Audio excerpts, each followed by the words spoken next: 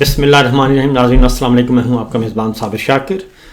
9 اکتوبر اور جمعرات کا دن. تازہ ترین خبریں، اطلاعات اور تبصرے پاکستان کے حالات، واقعات اور سیاسی صورتحال کا لیتے ہیں جائزہ. ایک طرف عمران خان صاحب چوکے اور چھکے مار رہے ہیں اور دوسری طرف جنرل آصف منیر صاحب نے ایک اہم ترین کور کمانڈرز کا اجلاس بلایا اور اس میں کیا گفتگو ہوئی اور کیا نہیں ہوئی اور کیا ہونی چاہیے تھی، اس ساری صورتحال سے ہم آپ کو کریں گے آگاہ. لیکن ذرا پہلے کچھ خبریں ہیں، اس کا ذرا جائزہ لے لیتے ہیں، کیونکہ رانا ثناء اللہ صاحب نے کہا کہ مریم نواز صاحبہ جو ہیں وہ تو مستقبل کی 100% وزیر اعظم ہیں.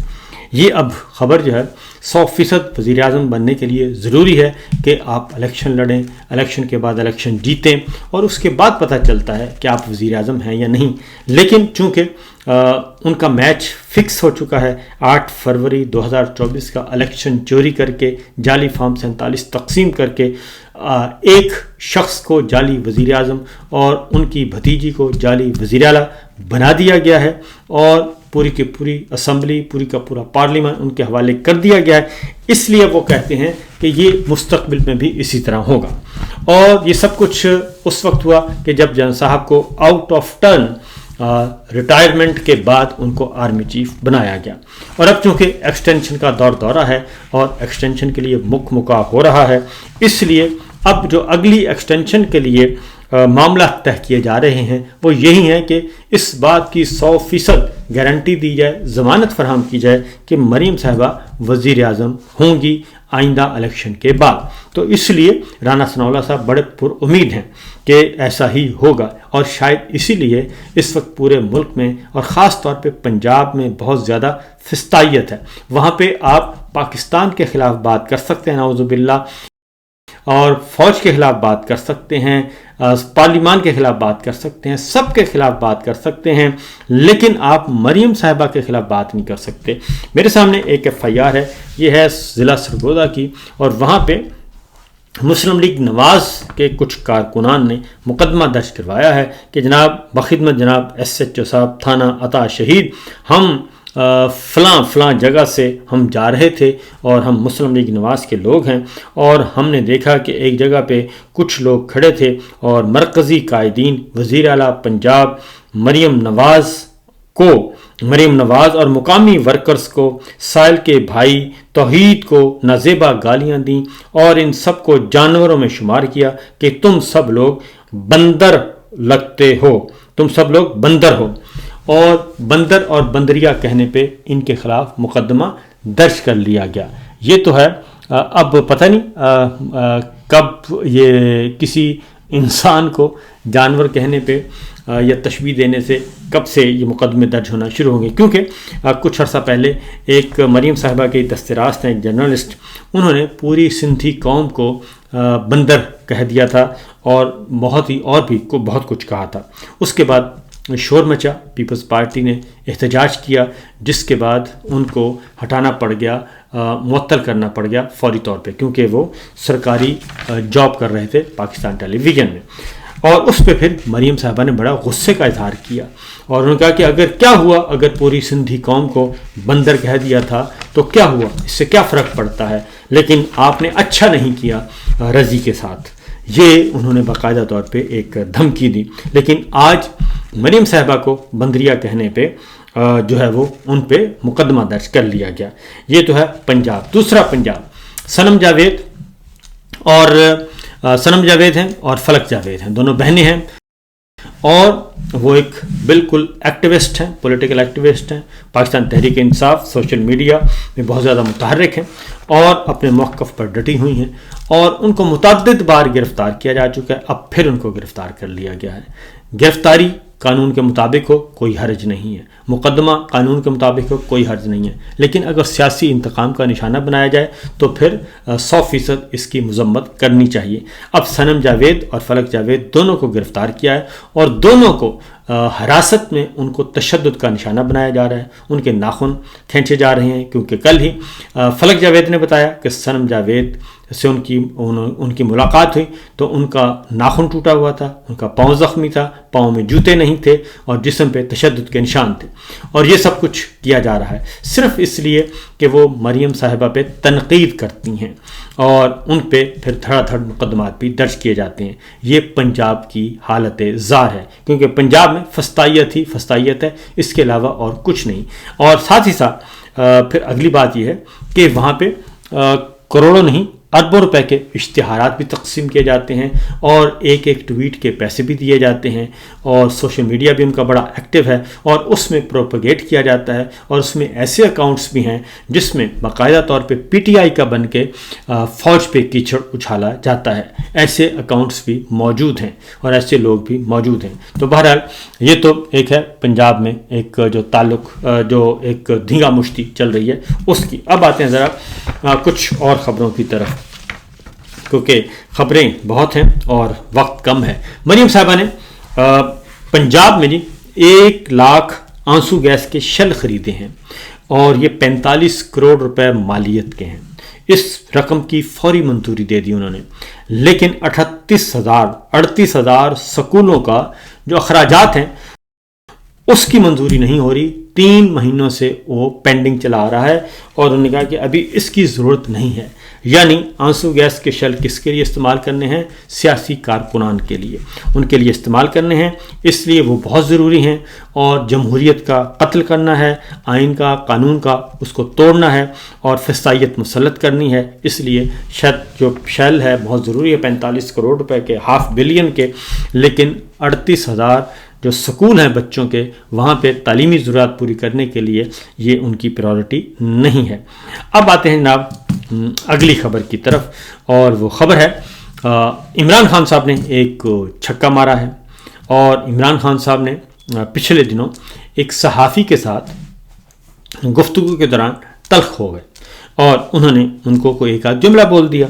تو اس کے بعد باہر آ کے ہوا کھڑا کر دیا گیا اور احتجاج شروع کر دیا. تو کافی عرصے کے بعد آج ان کی ملاقات ہوئی عمران خان صاحب کے ساتھ جب توشہ خانہ کیس کی سماعت ہو رہی تھی. تو اس کے بعد عمران خان صاحب نے باقاعدہ ان سے معذرت کی اور انہوں نے کہا کہ مجھے پتہ ہے کہ صحافیوں کے باہر کیا مسائل چل رہے ہیں، کتنے انڈر پریشر ہیں، ان کو کتنا مجبور کیا جاتا ہے کہ آپ جا کے یہ سوال پوچھیں اور اس طرح کی نیگیٹو کمپین کے لیے ان کو مجبور کیا جاتا ہے. تو مجھے آپ کی مجبوریوں کا اندازہ ہے، لیکن بہرحال اگر میری بات سے کسی جملے سے آپ کی دل آزاری ہوئی ہے تو اس کے لیے میں معذرت خواہ ہوں. تو عمران خان صاحب نے یہ ایک بات بھی کی اور میرا خیال ہے کہ ایسی مثال پہلے کبھی نہیں ملتی. اور پہلے عمران خان صاحب نے ایک خاتون جج صاحبہ کے بارے میں بھی ایک بات کی تھی، حالانکہ وہ ان کی ذات پہ نہیں تھی لیکن اس پہ برا منایا گیا. تو عمران خان صاحب ان جج صاحبہ کے چیمبر میں جا کے عدالت میں جا کے انہوں نے معذرت کی تھی. لیکن وہ الگ بات ہے کہ ابھی تک وہ کیس پینڈنگ ہی ہے اور اس کیس کو ختم نہیں کیا گیا. تو یہ پنجاب اور ان کی فسطائیت جو ہے وہ چل رہی ہے اور اس کی مسلسل یہ باتیں آ رہی ہیں. آپ کو معلوم ہے کہ پاکستان پیپلز پارٹی اور مسلم لیگ نواز کے درمیان ہم آپ کو کہتے بھی آ رہے ہیں کہ یہ ایک چل رہا ہے، دھینگا مشتی چل رہی ہے دونوں جماعتوں کے درمیان اور یہ ایک نورا کشتی ہے، اس کے علاوہ اور کچھ نہیں ہے. اس کی ریزن یہ ہے کہ یہ دونوں حکومتیں ایک دوسرے کو چھوڑ نہیں سکتی. ان کا جھگڑا جب بھی ہوتا ہے وہ ہوتا ہے ترقیاتی فنڈز پہ. ترقیاتی فنڈز کہتے ہیں وہ ہوتے ہیں اربوں خربوں روپے کے، تو ان پہ جھگڑا ہوتا ہے اور وجہ کچھ اور بنا دی جاتی ہے. تو اب پھر ایک بار پھر جناب کیونکہ ایک انہوں نے کیا کہ جی ہم احتجاج کر رہے ہیں، سینٹ سے بھی بائیک آؤٹ، قومی اسمبلی سے بھی بائیک آؤٹ، پنجاب میں بھی احتجاج اور مریم صاحبہ معافی مانگیں. مریم صاحبہ کہتی ہیں آپ معافی مانگیں. ہر روز دھواں دھار قسم کی پریس کانفرنس ہو رہی ہے. لیکن پھر کیا ہوا؟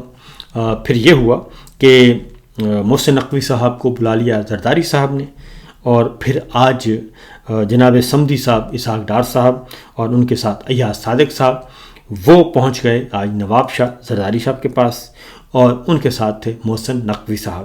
محسن نقوی صاحب زرداری صاحب کی معاونت کر رہے تھے اور اسحاق ڈار صاحب اور ایاز صادق صاحب جو ہیں وہ جناب نواز شریف اینڈ کمپنی کی معاونت کر رہے تھے. تو آج ملاقات ہو گئی ہے، بڑے خوشگوار موڈ میں ہوئی ہے. تو میرا خیال ہے کہ آئندہ 1-2 دنوں میں ٹائم فش ہو جائے گی. اور کیونکہ پاکستان تحریک انصاف نے بہت زور شور سے آفر کی ان کو پاکستان پیپلز پارٹی کو کہ جناب آپ آئیں، اگر آپ واقعی یہ چاہتے ہیں کہ اس نظام کا خاتمہ ہو تو آئیں تحریک عدم اعتماد، اور تحریک اعتماد کے ذریعے ہم اس شہباز شریف صاحب کو فارغ کر دیتے ہیں اور اس کے بعد نیا وزیر اعظم لے آتے ہیں۔ لیکن یہ آفر قبول نہیں کی گئی، اور اس آفر کو قبول کرنے کے بجائے جلدی ملاقاتیں شروع کر کے انہوں نے کہا کہ نیا کٹا کھل جائے گا، جلدی جناب صلح صفائی کریں اور چھوڑیں ان باتوں کو۔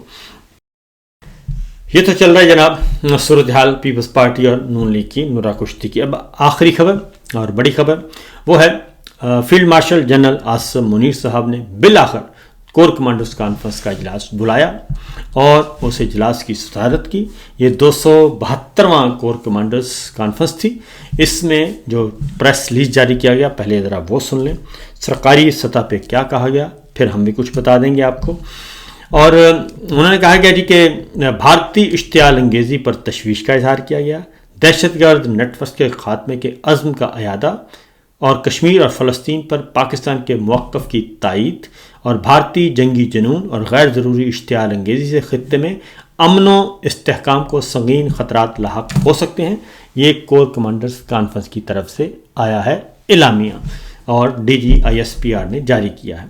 اب field marshal general Asim Munir صاحب کی صدارت میں اس ہونے والی پریس کانفرنس میں اور انہوں نے کہا کہ ملک کی سلامتی ڈسکس ہوئی، ظاہر ہے انسداد دہشت گردی کی کارروائیاں، علاقائی صورتحال سمیت مسلح افواج کی آپریشنل تیاریوں کا تفصیلی جائزہ لیا گیا، اور اجلاس کے آغاز میں بھارتی دہشت گرد پراکسیز کے حالیہ حملوں میں شہید ہونے والے جوانوں کے لیے فاتح خوانی کی گئی۔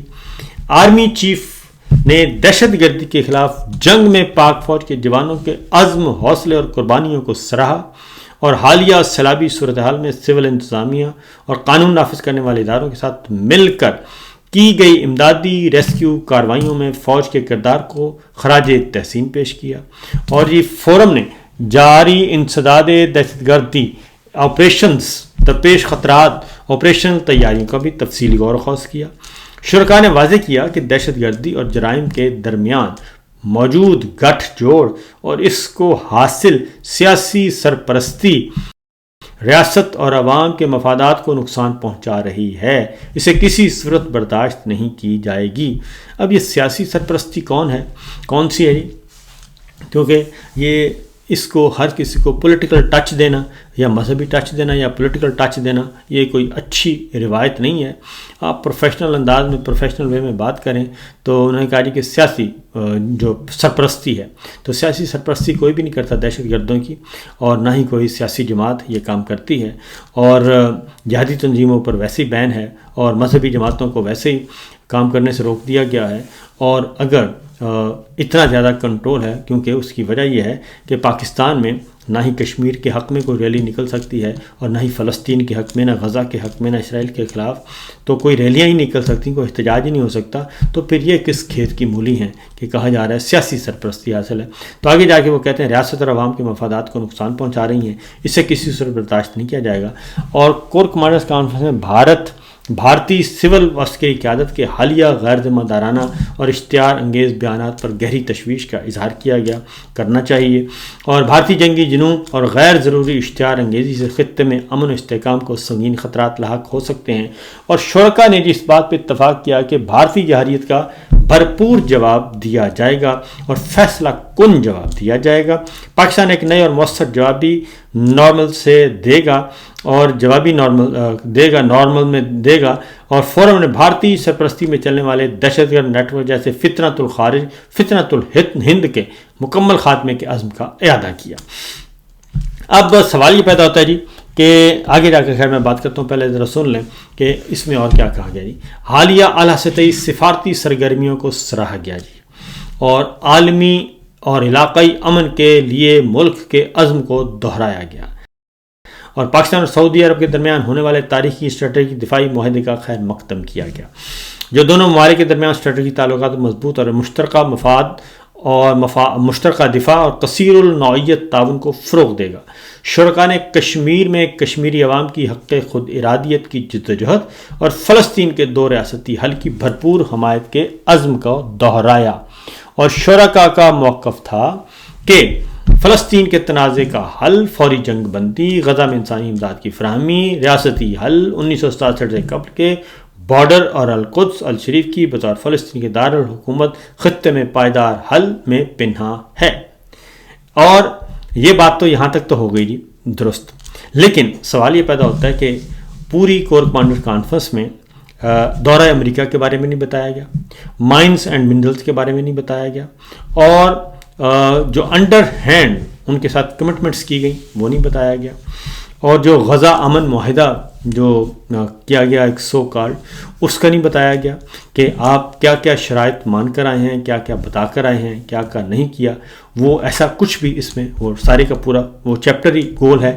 آپ نے دورہ برطانیہ کے بارے میں آپ نے نہیں بتایا کہ برطانیہ میں بھی آئے تھے، آپ جنیوا بھی اور برسلز اس کا بھی ذکر نہیں ہے، تو یہ ساری چیزوں کا ذکر نہیں ہے۔ پھر آپ نے پریزیڈنٹ ٹرمپ کو ذاتی تحائف بھی دی ہیں کوئی بقول ایمل ولی خان کے، اور انہیں بتایا ہے وزیر اعظم شہباز شریف نے، تو اس کا بھی ذکر نہیں ہے۔ اس کے ساتھ ساتھ جی آگے جو اختتامی کلمات میں آرمی چیف نے کور کمانڈرز کو ہدایت کی کہ وہ آپریشنل تیاریوں، ڈسپلن، جسمانی فٹنس اور رد عمل کی صلاحیتوں کے اعلیٰ ترین معیار کو یقینی بنائیں، اور پاکستان آرمی ہر قسم کے خطرات چاہے روایتی، غیر روایتی، ہائبرڈ اور غیر متناسب ہی کیوں نہ ہوں کا مؤثر اور بھرپور انداز میں مقابلہ کرنے کی مکمل صلاحیت رکھتی ہے۔ تو یہ کور کمانڈرز کا اجلاس تھا، لیکن بہت سارے امپورٹنٹ ایشوز جو ہیں وہ کور کمانڈرز کانفرنس سے غائب ہیں۔ اجازت دیجیے، اللہ حافظ۔